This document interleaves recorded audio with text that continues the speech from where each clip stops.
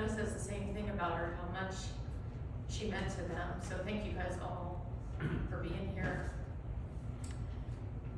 My sister and I are going to do a brief reflection on our mom. But afterwards, at the luncheon and the celebration of life, we're going to give the opportunity to everyone to please, give us your memories of our mom, and so that we can hear from all of you there. All right. So appreciate that. I'm Pamela. I'm the younger daughter. When I look back at my mom's life, she just had such an extremely fulfilling, enriching, wonderful life.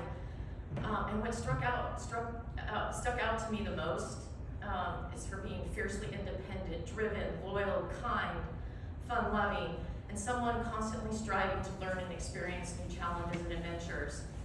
And I didn't realize until much later in life that not everyone has a role model like that, like my mom. My mom sacrificed a lot when we were young. She stayed home to be there for my sister, my brother, and I. But as soon as she felt we were old enough to somewhat fend for ourselves, she went back to working as a nurse, part-time. She worked the swing shift, so she'd be there for us in the morning when we'd go to school, and then make sure we got home safely, and then she'd work the swing shift. And we learned to love or hate casseroles. Tuna casserole was her favorite to make us. But she just made sure we had a hot meal and dinner and something easy that my dad couldn't really screw up. And she took pride in her career, and it meant so much for her to be able to go back to being a nurse after raising her children. She went back to school at night to get her master's degree. She was always seeking to grow and learn and better herself. She was also a tireless volunteer, as many of you guys here know.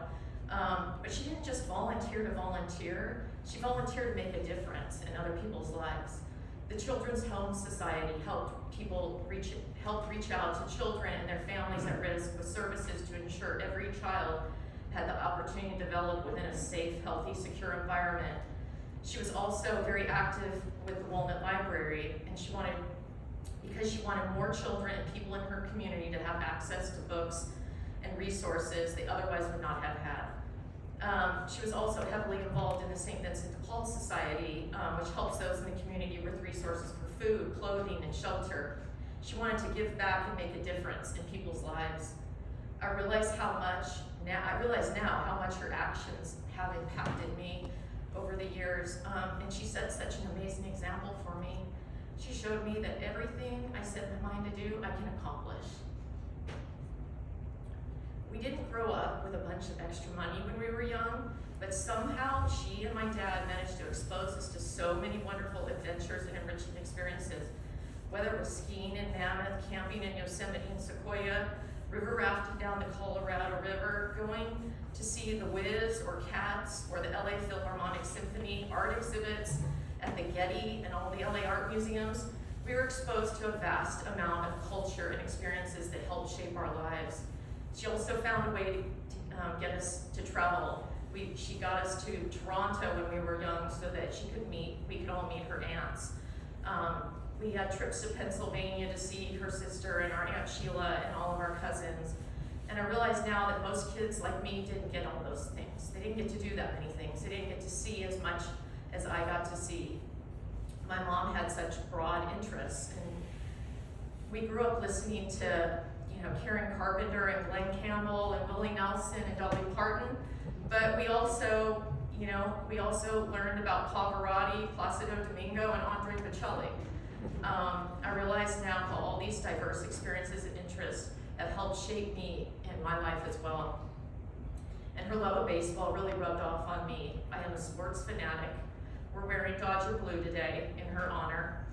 And her true love of the Dodgers and the Angels was something special. We talked about players, stats, pitchers, coaches, you name it. And when Wendy and I got the opportunity to take her to the World Series in 2018 at Dodger Stadium, it was such a highlight. One I look back on with such joy. And it was so wonderful to see how thrilled she was to be there.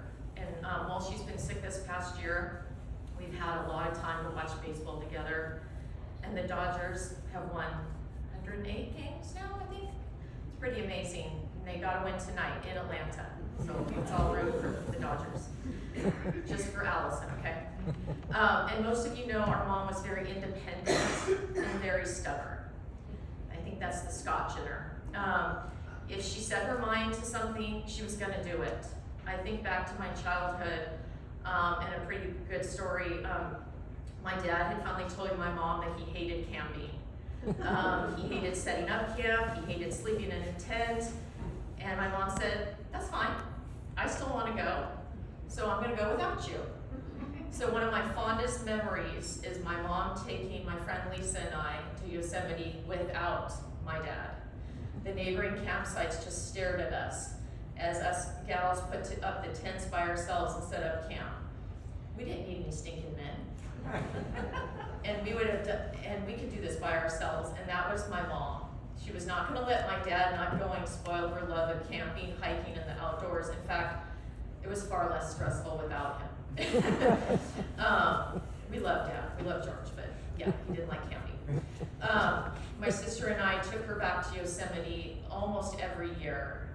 She just loved everything about it, and Yosemite never gets old. And the last time we went there was October 2020, and then shortly after that, we found out about her diagnosis.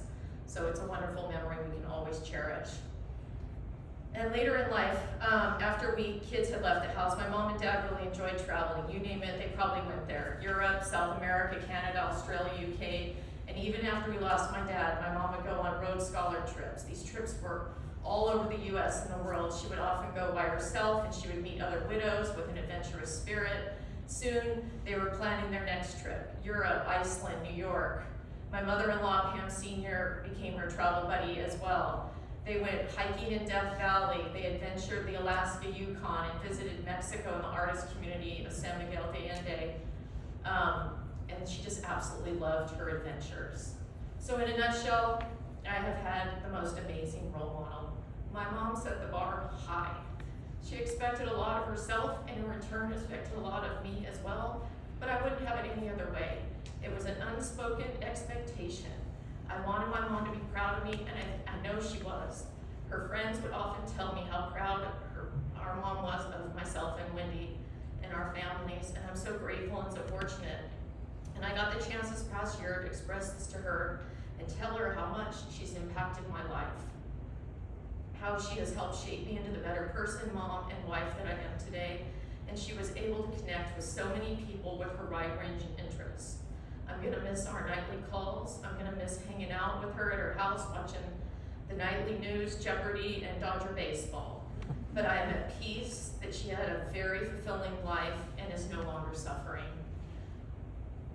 Through all of this, there is not a single person that hasn't said she's the finest, one of the finest people they've ever known. And that's really something. Our mom was a gem. So let's celebrate our mom's life. Let's not be sad. Her faith was so strong. We know she is reunited with God and her beloved son and our brother Ian, our dad George, my uncle Ken, and her parents.